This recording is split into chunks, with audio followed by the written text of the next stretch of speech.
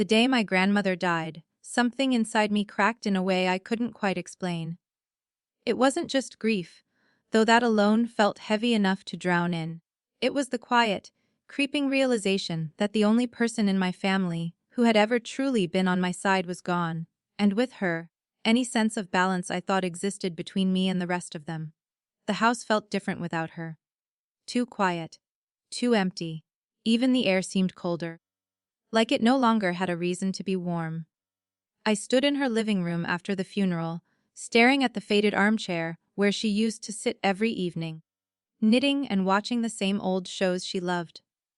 I half expected her to call my name, to tell me to stop standing around and make myself useful. But the silence stretched on, and all I could hear was the ticking clock on the wall. My parents moved through the house with a kind of detached efficiency, already discussing what needed to be done next: papers, arrangements, legal matters. Their voices were low but purposeful, like they had already moved on to the next task. My brother hovered nearby, scrolling through his phone, occasionally chiming in when something caught his interest, but otherwise uninterested. I felt like a stranger in a place that used to feel like home.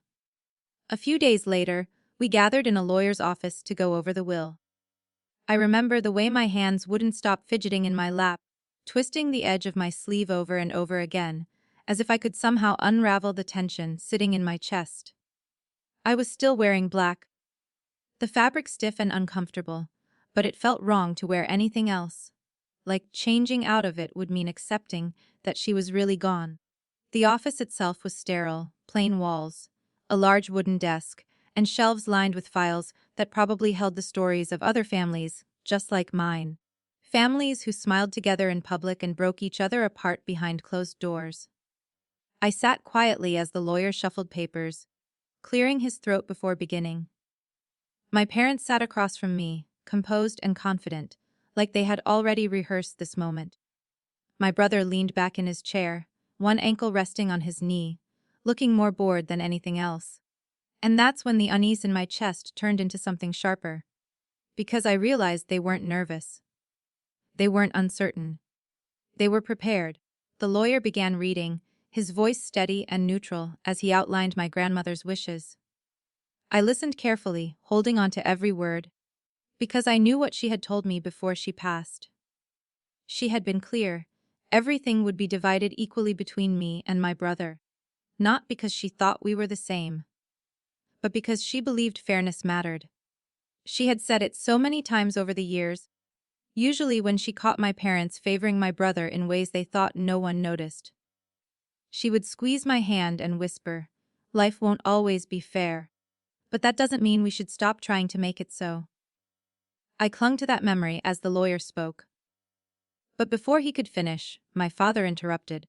"We've already discussed this," he said, his tone firm, leaving no room for disagreement. "There's no need to complicate things."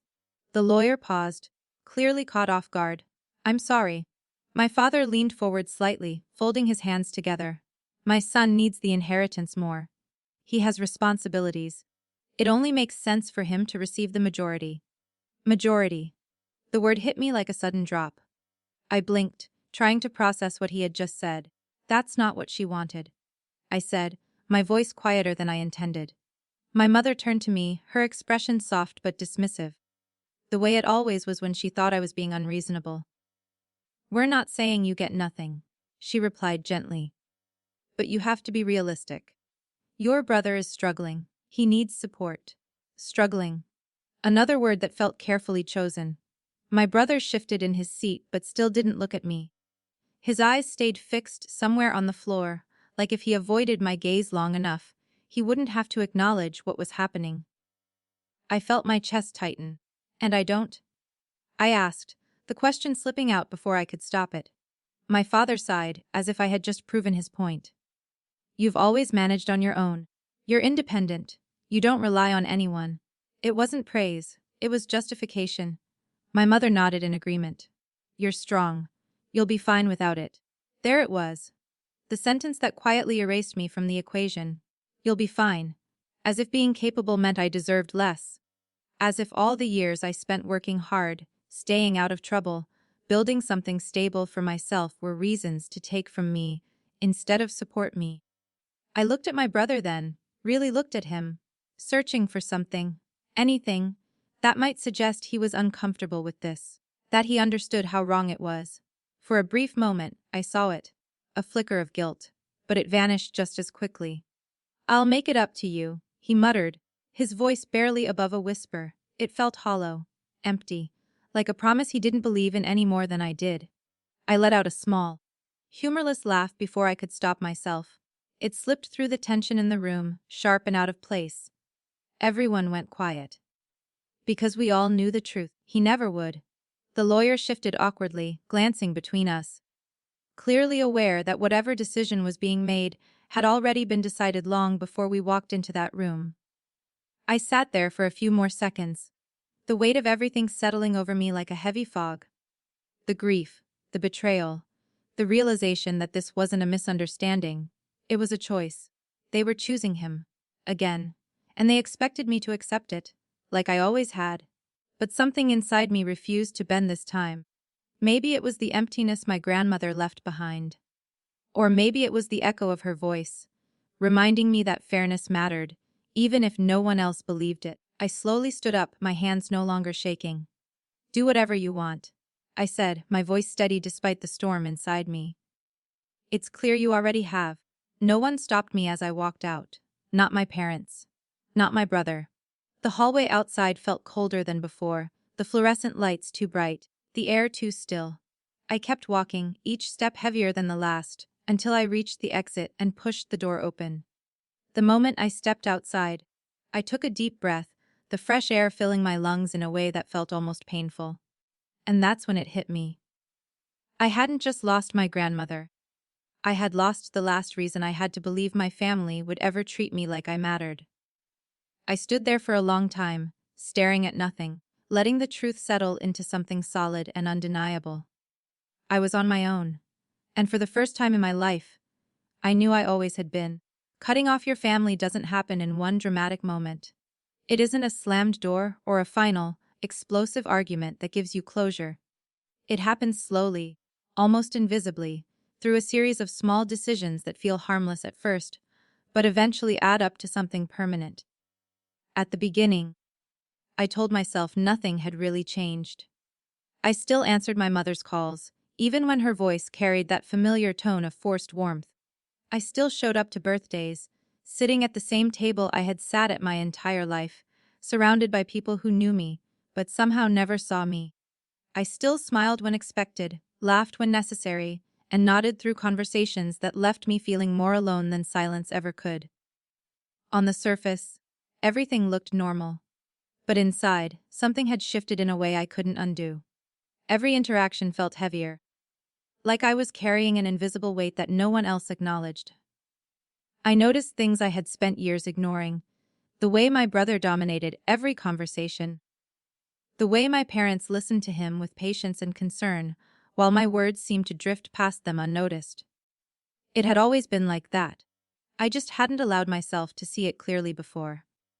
One evening, I found myself sitting in my parents' living room again, watching my brother talk about yet another opportunity he was excited about. Something about a business idea that required an investment he didn't have. His voice was full of confidence, the kind that came easily when you knew someone else would catch you if you fell. My parents leaned in, listening carefully, asking questions, offering encouragement.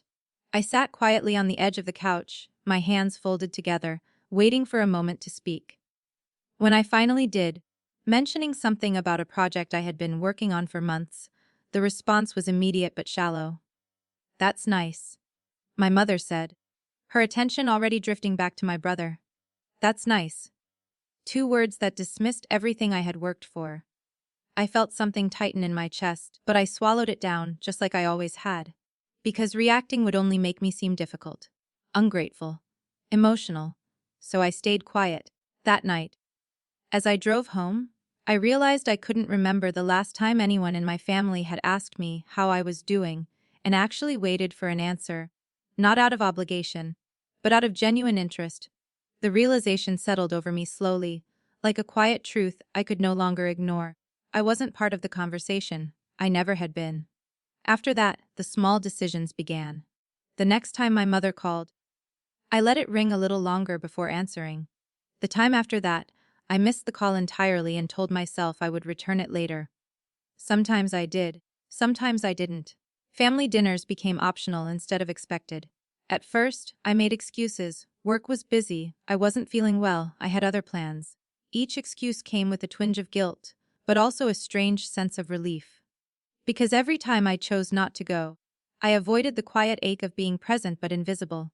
When I did show up, the pattern remained the same. My brother talked. My parents listened. And I existed somewhere in the background, filling space but not really occupying it. "You're doing so well," my mother said one evening, glancing around my small apartment when they came to visit. Her tone carried something I couldn't quite place. At first, I thought it was pride. But then she added, "See, you didn't need that money after all." And suddenly, I understood, it wasn't pride. It was relief. Relief that they hadn't been forced to question their decision. Relief that my success made their choice easier to live with. As long as I was fine, they didn't have to feel guilty for what they had taken. I smiled politely, even though something inside me twisted painfully, because being fine had never meant I didn't deserve fairness. It just meant I had learned how to survive without it. Meanwhile, my brother's life unfolded exactly as expected. His opportunities came and went, each one more short-lived than the last. New plans replaced old failures, and excuses filled the gaps in between.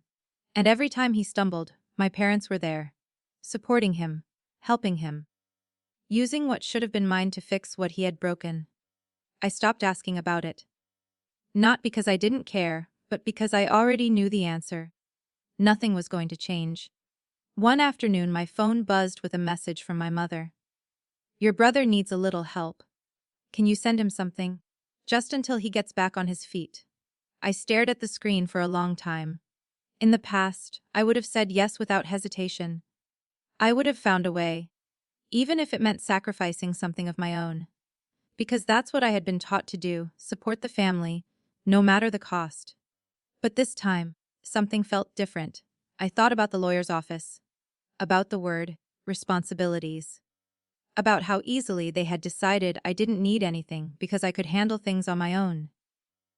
And for the first time, I asked myself a question I had never considered before. What about me?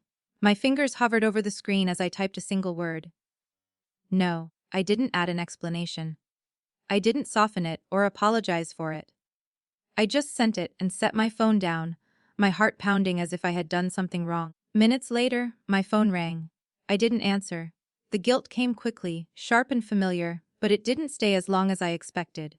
Instead, it slowly gave way to something else. Space. A quiet, unfamiliar kind of peace. That one word changed everything. After that, saying no became easier. No to last-minute requests. No to conversations that left me drained. No to pretending that everything was okay when it clearly wasn't. The distance between us grew, not through anger or confrontation, but through absence. Days turned into weeks. Weeks turned into months. Sometimes I would think about calling, about checking in, about trying to rebuild something that had never really existed in the first place. But every time I reached for my phone, I stopped. Because I finally understood something I hadn't before. Relationships shouldn't feel like obligations you have to survive. They should feel like places where you're allowed to exist fully. And with them, I never had. One evening, I sat alone in my apartment, the soft glow of a lamp filling the room as I looked around at the life I had created. It wasn't perfect. It wasn't grand. But it was mine. Every piece of it.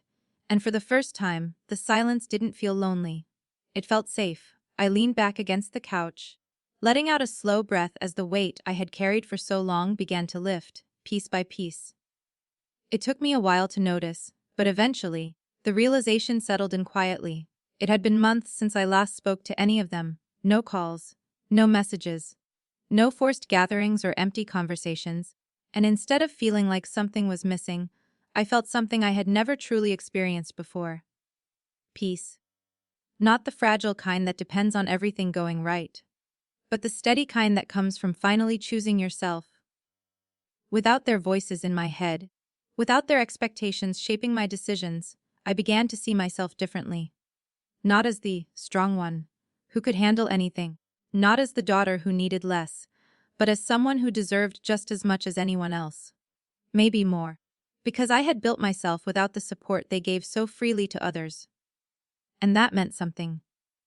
For the first time in my life, I wasn't trying to earn my place in a family that never made space for me. I was creating a life where I didn't have to. Success didn't arrive all at once. It didn't come with a single breakthrough moment or a dramatic turning point that changed everything overnight. Instead, it built itself quietly, layer by layer, on the foundation of every difficult decision I had made after walking away. In the beginning, it felt like I was standing on unstable ground, trying to create something solid out of nothing. There were days when I questioned everything, my choices, my direction, even my strength. Without my family in the background, even in the limited way they had been, the silence sometimes felt too wide, too empty. But that silence also gave me something I had never truly had before. Focus. I poured myself into work, not as a distraction, but as a way to build something that belonged entirely to me. I took on extra projects, learned new skills, stayed up late researching things I didn't fully understand yet, and woke up early with a determination that surprised even me. There was no one to fall back on. No one to call if things went wrong. So I made sure they didn't. Every small win felt earned in a way that was almost addictive. The first time I completed a major project on my own, I sat in my apartment staring at the results for a long time, not quite believing it was real. The first time I saved enough money to feel a sense of security, I checked my account over and over again, as if it might disappear if I looked away. I wasn't just surviving anymore. I was building. The idea for my business came slowly, like a thought that lingered at the edges of my mind before finally demanding to be noticed. It wasn't something I rushed into. If anything, I hesitated longer than I should have, afraid of failing in a way that would prove every doubt I had ever carried about myself. But eventually, I realized something important. I had already experienced failure in the form of being overlooked, dismissed, and underestimated. And I had survived that, so what was I really afraid of? The first steps were the hardest. Turning an idea into something real required more than just determination, it required risk. I invested what I had saved, knowing there was no safety net if things didn't work out. Every decision felt heavier because it mattered more. There were moments when I thought I had made a mistake. Times when nothing seemed to move forward, when progress stalled, and doubt crept back in, whispering that maybe I wasn't as capable as I had convinced myself to be. But I kept going, because stopping would mean going back to a version of myself I had worked too hard to leave behind. Slowly, things began to shift. One client turned into two. Two turned into five. Opportunities started appearing in places I hadn't expected, and for the first time, I wasn't waiting for permission to take them. I said yes, even when I felt unprepared. I trusted myself even when it was uncomfortable. And that trust changed everything. Months passed, then years, and the business grew in ways I had once only imagined. It wasn't just stable, it was thriving. The late nights and early mornings, the risks and sacrifices, all of it began to make sense. I moved out of my small apartment into a home I had chosen for myself. I remember standing in the empty living room the day I got the keys, sunlight pouring in through the windows, and feeling something I couldn't quite put into words. Pride. Not the kind that comes from recognition or praise, but the kind that comes from knowing exactly what it took to get there. Every wall, every piece of furniture, every small detail reflected the life I had built on my own terms. No one had handed it to me. No one had made it easier. And somehow, that made it more meaningful. Over time, I began to hear things about my family, not directly, but through the quiet network of relatives who still kept in touch. News traveled in fragments, incomplete but revealing enough to paint a clear picture. My brother hadn't changed. If anything, he had become more of what he always was, someone who relied on quick fixes instead of long-term solutions. The inheritance that had once seemed so significant had slowly disappeared, chipped away by bad decisions and misplaced confidence. Failed investments, unfinished projects, promises that never turned into results. It was a pattern I recognized, one I had seen play out over and over again. But this time, I was watching it from a distance. Detached. Unaffected. My parents, on the other hand, were no longer in the position they had once been. Time had shifted things in ways they hadn't anticipated. The resources they had relied on weren't as steady as before, and the burden of constantly supporting my brother had started to take its toll. For the first time, they were running out of options. And for the first time, I wasn't one of them. There was a strange clarity in that realization. Not satisfaction, not revenge, just understanding. Because I could see now what I hadn't fully grasped before. Their choices hadn't just affected me, they had shaped the future they were now struggling to manage. By constantly protecting my brother from the consequences of his actions, they had ensured he would never learn how to stand on his own. And by expecting me to need less, they had forced me to become someone who needed no one. The contrast between us wasn't accidental. It was built over years of decisions. Sometimes, late at night, I would think about the past, not with anger, but with a kind of distant curiosity.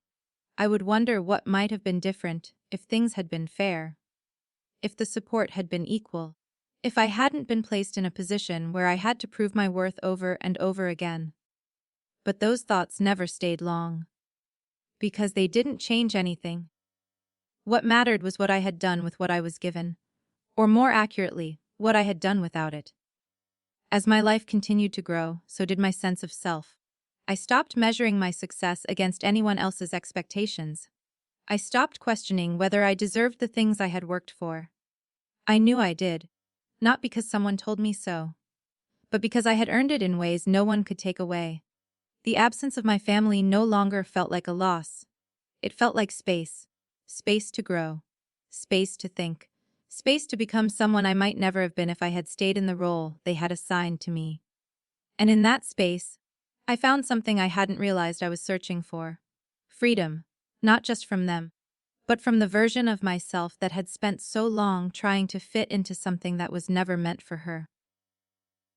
By the time their struggles became more visible, I was no longer emotionally tied to the outcome. I didn't feel responsible for fixing what had been broken long before I stepped away. I had already done the hardest part. I had built a life that didn't depend on their approval, their support, or their acknowledgement. A life that stood on its own. And for the first time, I understood what true stability felt like. It wasn't about having everything.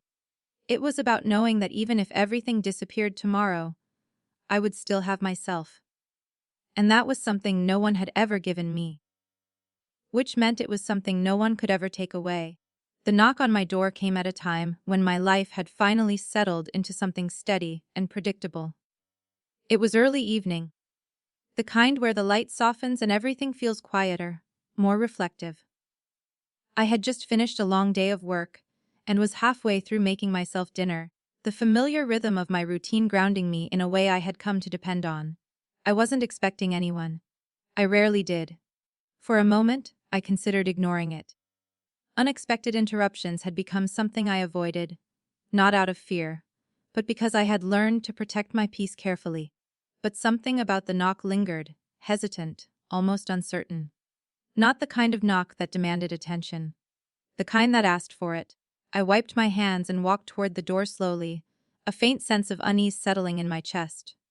It wasn't fear exactly, just a quiet instinct that told me this moment mattered more than it should.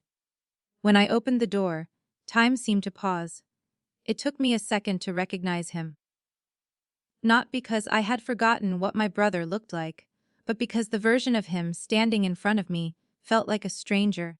The confidence he used to carry so effortlessly was gone. His posture had changed, shoulders slightly hunched as if the weight of something unseen was pressing down on him. His clothes were neat but worn, like they had been used too many times without being replaced. But it was his face that struck me the most. There was something in his eyes I had never seen before. Not arrogance, not entitlement, but exhaustion. "Hey," he said, his voice quieter than I remembered, uncertain in a way that didn't suit him. For a moment, I didn't respond. I just stood there, taking him in, letting the years of distance stretch between us in silence. There was so much I could have said in that moment, so many questions I could have asked. Why now? What changed? Do you even understand what you did? But none of those words came out. Instead, I heard myself ask the simplest question. What do you want? The directness of it seemed to catch him off guard. He shifted slightly, glancing past me into the house, his eyes lingering on the space behind me. The home I had built piece by piece, without anyone's help. I saw it then. The realization. The comparison. Everything he had once taken for granted standing quietly in contrast to everything I had earned. I need to talk to you, he said, hesitating as if unsure whether he had the right to ask. I stepped aside just enough to allow him in, though every instinct in me remained alert. This wasn't an act of forgiveness. It wasn't even kindness. It was curiosity. He walked in slowly, his gaze moving around the room, taking in the details, the furniture, the calm, the stability that seemed to fill the space. I closed the door behind him, the soft click echoing louder than it should have. For a few seconds, neither of us spoke. The silence wasn't awkward. It was heavy, so I said finally, crossing my arms loosely, not in defense but in distance. Talk. He let out a breath, running a hand through his hair in a gesture that felt more genuine than anything I had seen from him before. For once, he didn't seem to have a rehearsed speech or a confident explanation ready. I messed up, he said. The words were simple, but they carried something unfamiliar. Admission. I didn't respond. I just watched him waiting. Things didn't work out the way I thought they would. He continued, his voice uneven. The business ideas, the investments, I thought I had time to figure it out. I thought something would stick. I almost said something then. Something sharp about how that had always been his pattern. But I stopped myself. He already knew. That much was clear. I've lost everything, he added. Quieter now, the weight of the words settling into the space between us. Everything. The same word that echoed from years ago, but now stripped of its confidence, replaced with something hollow. I tilted my head slightly, studying him. Everything, I repeated, not out of disbelief but to make him sit with it. He nodded. Our parents, they can't help anymore, he said, his voice carrying a hint of something that sounded like shame. They've done what they could, but it's not enough, and he hesitated, his gaze finally meeting mine. I don't have anywhere else to go. There it was, the reason, not a reconnection, not regret. Need. I felt something shift inside me, not anger, not even resentment. Just clarity. I thought you said you'd make it up to me, I said, my voice calm but deliberate. The memory hit him instantly. I saw it in the way his expression changed, the way his shoulders dropped slightly as if the past had finally caught up with him. I know, he said quickly. I know I said that.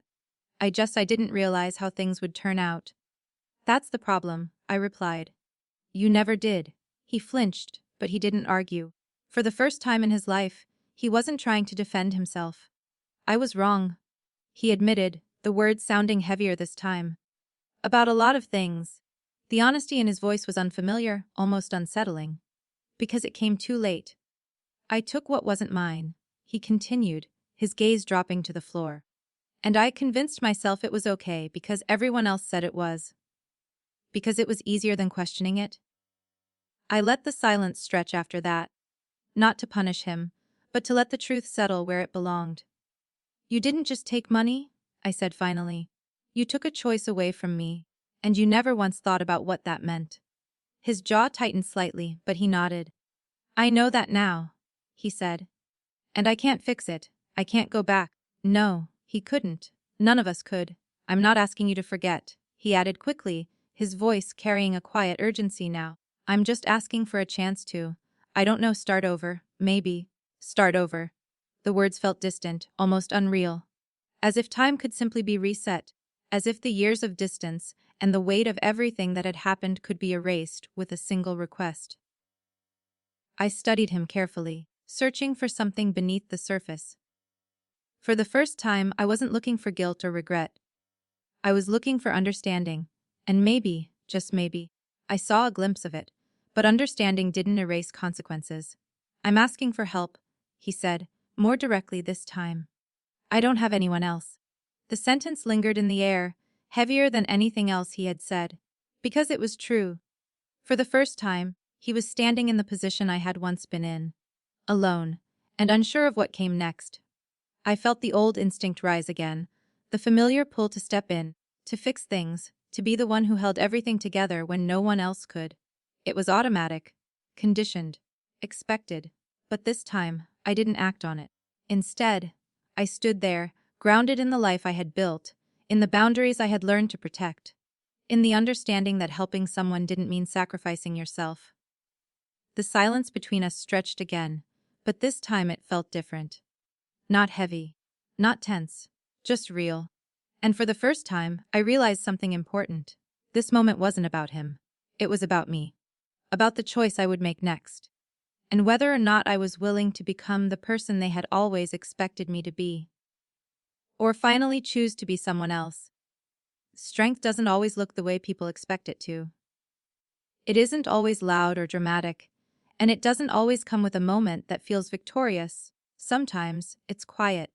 Sometimes it's a single decision made in a calm voice, even when everything inside you is pulling in the opposite direction. I stood there, looking at my brother, feeling the weight of years pressing gently against my chest, not crushing, not overwhelming, but present.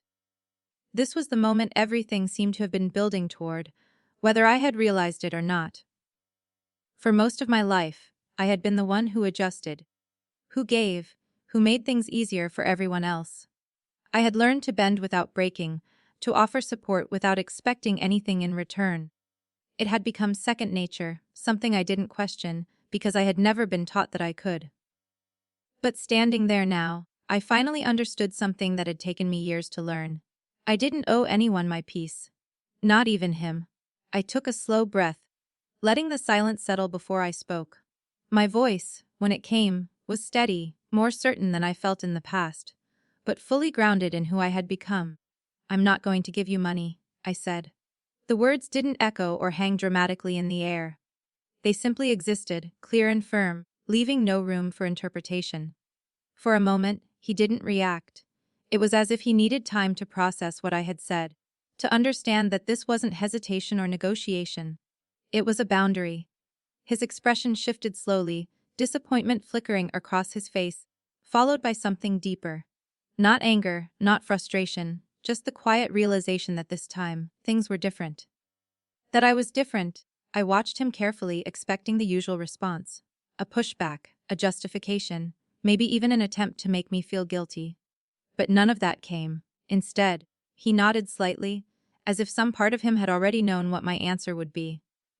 "I figured you might say that," he admitted, his voice low. There was no resentment in it. Just acceptance. "But," I continued, before the moment could settle too deeply, "that doesn't mean I won't help you." His head lifted quickly, a flicker of hope crossing his face, cautious but undeniable. I held his gaze, making sure he understood what I meant before I said it. "If you actually want to change your situation, I'll help you find a job. I'll help you figure things out. I'll guide you if you need it," I said. "But I'm not going to fix things for you." The distinction was important. More important than anything I had ever said to him before. "I won't give you something you didn't earn," I added quietly. "Not because I want to punish you, but because it wouldn't help you." He looked at me for a long moment, really looking this time. Not at what I had built, not at the life behind me, but at me as a person. There was something different in his expression now, something softer, more aware. As if he was finally seeing me without the assumptions that had always defined our relationship. "I don't know how to do that," he admitted after a pause, his honesty almost disarming. "I know," I replied. "That's the problem." There was no harshness in my tone, just truth. "And that's why this is the only kind of help I'm willing to give." He exhaled slowly, running a hand over his face, as if trying to process everything at once. I could see the struggle in him, not just with the situation, but with the shift in how things worked now. There was no safety net. No easy way out. No one stepping in to make things easier. For the first time, he was being asked to stand on his own. And for the first time, I wasn't the one making it easier for him. "This isn't punishment," I said, softening my voice slightly. "It's what should have happened a long time ago." He didn't argue. He didn't try to twist my words or find a way around them. He just nodded again, slower this time, as if something inside him was settling into place. I understand, he said. And maybe he did. Or maybe he was just too tired to resist. Either way, it wasn't my responsibility to figure that out anymore. The conversation didn't last much longer after that. There were a few practical details. A vague agreement that he would reach out if he was serious about finding work, but nothing more. No promises, no emotional declarations, no sudden reconciliation that erased the past. Just a quiet acknowledgement of where we stood. When he turned to leave, there was a moment, a brief pause where it felt like something unspoken passed between us. Not forgiveness, not fully, but something close to understanding. He walked toward the door slowly, his steps heavier than when he had arrived.